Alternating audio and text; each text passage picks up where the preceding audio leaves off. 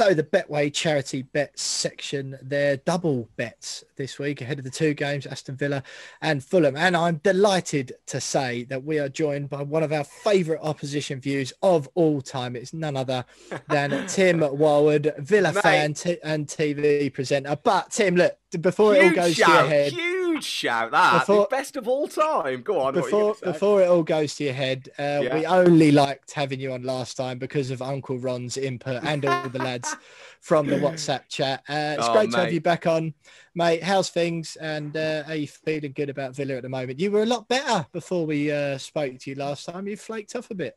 Mate, what the Villa or me personally? Because I think both, to be quite honest, Tim. Mate, I'll just put it out there to the listeners. I'm struggling with lockdown too. I think we all are. I think I'm drinking more than I did in lockdown 1, and homeschooling definitely isn't as easy. The Villa, mate, I think we're better. I'm even more positive and optimistic than I was last time round. I think finally, like as a Villa fan, I'm not going into games scared anymore. I'm going into games going, we're definitely going to score. We're definitely going to. It's fine. Don't even worry about it. Well, you should feeling positive. You should have beaten us last time, frankly, shouldn't you? Mate, what about that? What about that? I think, did I say 2-2? I think I might have said 2-2. VAR. We were done by Ollie Watkins' sleeve, weren't we? But then did you see we played the other night and we had a similar let-off. I think it might have been Tyrone Mings' backside was just basically keeping him off. But if it had been, there's a lot of chat saying if it was John McGinn's backside, then he would have been onside. But VAR decision, penalty as well, wasn't there? Was it penalty? Yeah, Watkins hit the bar, didn't he? So it was a good game. It was a really good game, actually. Really, and it's funny actually after chatting to you boys, of course, sat down to watch it. And I could picture all your faces as you scored after 50 seconds or whatever it was. I was like, oh, God damn it. But no, good game. And yeah, of course we didn't win, but thoroughly entertaining. So you've got a couple of games in hand, Villa, on the rest of the league. Obviously, you've had problems with COVID and everything else. Yeah. Normally, people would say, I've got a couple of games in hand, that's good for us. But given the way the season's going, it's so tight up the top. Do you think that sort of with Villa kind of losing a little bit of consistency in recent weeks, sort of, losing, winning, it's still been quite tight, and knowing that you've still got 2 games in hand, do you think that might potentially count against you guys once the fixtures then start playing out? Because I think one of those games in hand is United as well, isn't it? Everton and City, or is it Everton and Tottenham? Well, Everton definitely. Yeah, I don't know, to be brutally honest. Do you know what? They're going to come around, aren't they? We just did at the start of Jan. We did, or the end of Jan, was it? I mean, I'm terrible. We did 5 games over 10 days. It was, that was a brutal couple of games. And you're right, it's going to stack up, and we're going to get to the end of the season. And who knows actually what's going to happen? I mean, I know, COVID aside and stuff, we're talking about like potential lockdown and homeschooling going on into mid-April, late April. But who knows exactly what's going to happen with football and all that as well, and whether they'll, there was a bit of chat at one point, especially when Villa were dropping games. We dropped 2 games because of COVID. There was a bit of chat then about them actually halting the league, or actually the responsibility should be that they halt the league. But then, I don't know. And those games have got to come in. I just think, and going, I know I mentioned the WhatsApp group before, but it's kind of my yardstick really, because you get a good balanced view from it. And the Villa boys and girls WhatsApp group, we're all just saying, look, 40 points, we're safe. Another point, and we're at the same points that we had last season. Do you know what I mean? So we're already doing brilliant. Europe chat out the window as far as I'm concerned. Top 10 finish, that's what we've got to be aiming for now, for sure. Yeah. But, start of the season, it was quite literally Premier League survival was the chat. So to be in this position, although, yes, we've got 2 games that we've still got to play at some point between now and the end of the season, just Premier League survival, top half finish, Europe. Who knows? Top 3. I mean, you sound like us, mate. Yeah. I know, but look, I mean, you boys as well. You're 3 points ahead of us, aren't you? And you're up there in the minute and playing really good. We're both playing really good football, and it's good, isn't it? Very good. It's not bad at all, Tim. Not bad at all. You'd have taken this, wouldn't you, at the start of the season? Talk about it, mate. Would have laughed at you if you said this. But looking at your team, you've got a bulk of the goals coming from Grealish and Watkins, and you do play some of the most attractive football at the minute. You're very, very good to watch. Your game's always entertaining. But I've just had a look at your squad there. Is there a worry that if one of those goes, or if both of those pick up an injury, you're down to Keenan Davis and you're down to the Louis Barrys of the world and people like that? Is it unrealistic to think you can sustain it for this long when you one injury away from maybe losing all your firepower? Yeah, and that's absolutely it. And Wesley, who's a striker that's injured, he injured himself last season, ACL injury, and he's been out and he's training again, but he's a bit off. He's a bit off coming on. And you're right, Keenan Davis is good, but he's not brilliant. I love him, but he isn't brilliant yet. But he's getting some game time. Jacob Ramsey, in all fairness, is a young kid playing with a lot of confidence. But again, he's not proven yet. He's still got to get more game time. And then Louis Barry, I mean, he can't even buy a lottery ticket legally, can he? He's so young. So I don't know. Scored a brilliant goal against Liverpool, mind, but in the FA Cup. But you're right. Yeah. Injuries are a worry. We didn't really buy. We got Sanson in, French player. We were linked with him, yeah. Yeah. And, midfielder. And I think a lot of Villa fans are going, we need a striker. But I think if Wesley's fit, then we'll be okay. Traore, I know, can play up front as well. He's out on the wing at the He's minute, hit some really good form as well, hasn't he? Traore. Mate, yeah, he scored in the last 2 appearances at Villa Park, yeah. So, and he's brilliant. And he's actually, I think what's been good about him is he came in with a bit of expectation, but he's actually performing really good under Jack's shadow. I think Jack's doing this brilliant job of taking all the limelight away from the other players. And I think Jack, to be fair, relishes it. He loves being in the limelight. But he, it's enabled all of our other players to just step up and actually just play some nice football and just get on with it rather than going, oh, he's wicked. But yeah.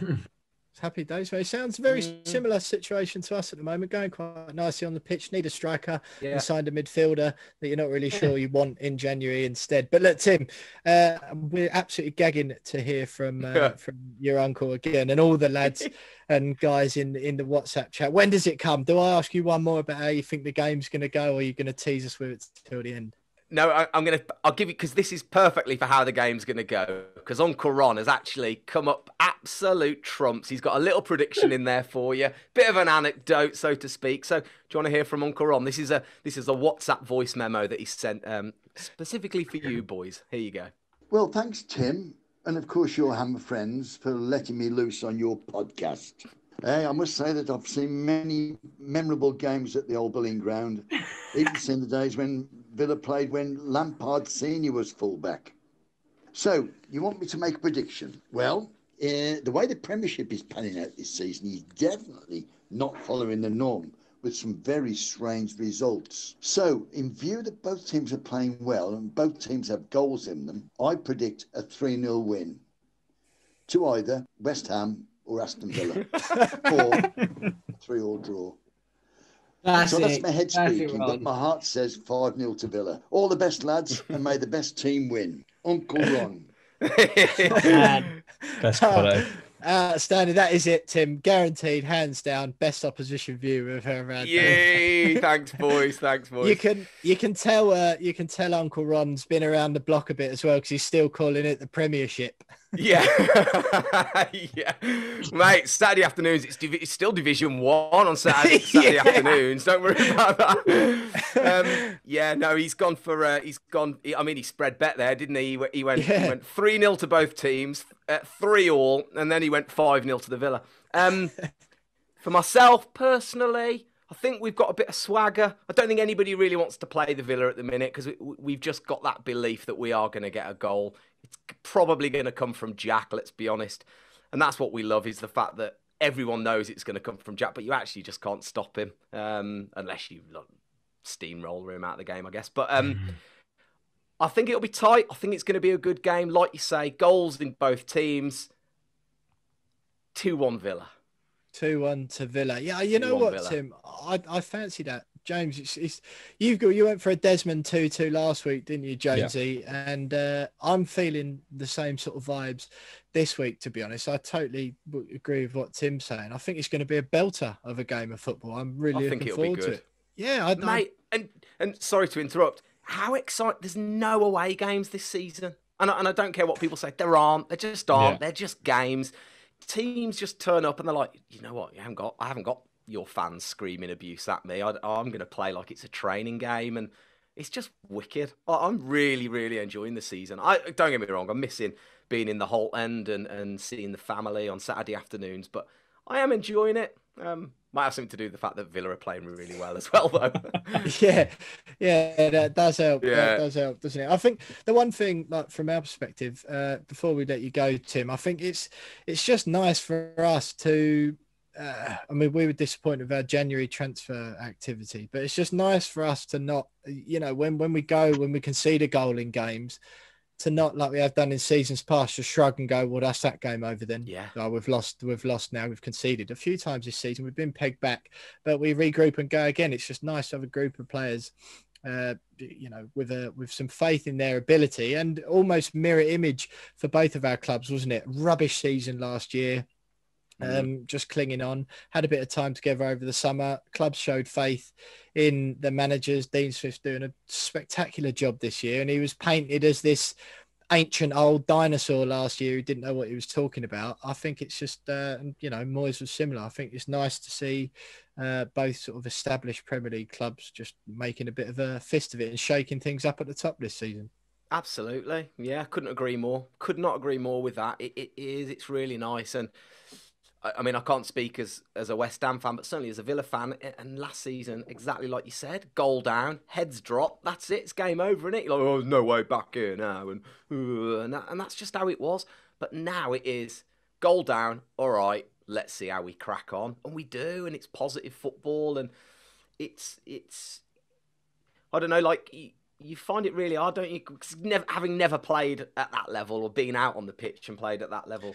Tom got a run out for a semi-pro team once, as he reminds us every other week. Stop it, Tom. Did you? AFC Keys League, go on, boys.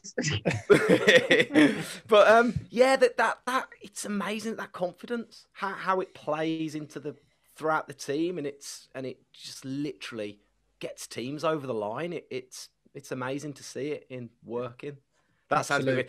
Do you know what? Can I just caveat the entire podcast chat? I have had 3 beers already tonight, so just that explains it. Let James, Tom, before we let Tim go, just give me your predictions for the Aston Villa game on Wednesday night, 8:15 kickoff at Villa Park. I'm going to go for a draw. I think a draw for us would be a good result.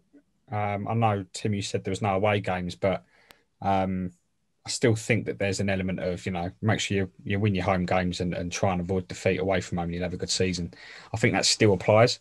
So I think a point, given the form that both sides are in, I think there will be goals. But with that in mind, 2-2.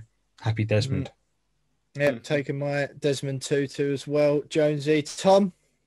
Yeah, much like everyone said, I think it'll be a really bloody game. I think it'll be the best games to watch for the last few weeks. Both teams will go for it. Both teams will believe they can outscore each other. So Desmond was my opinion, but I'll go against Green. I do think Villa might nip this one 2-1. I just think they might have that extra edge. So I will go Villa 2-1, sadly. I don't even know if that's allowed on our podcast. But look, Tim Warwood. Clearly swayed by Uncle Ron there, I think. Exactly. He's got the effect over Tom, hasn't he? That is exactly what it is. Well, look, he's got an effect over all of us. Tim and Uncle Ron, thanks so much for joining us again on the podcast this week. And thanks for, bringing a little bit extra, getting Uncle Ron involved as well. Absolute legend. Do give him our best. But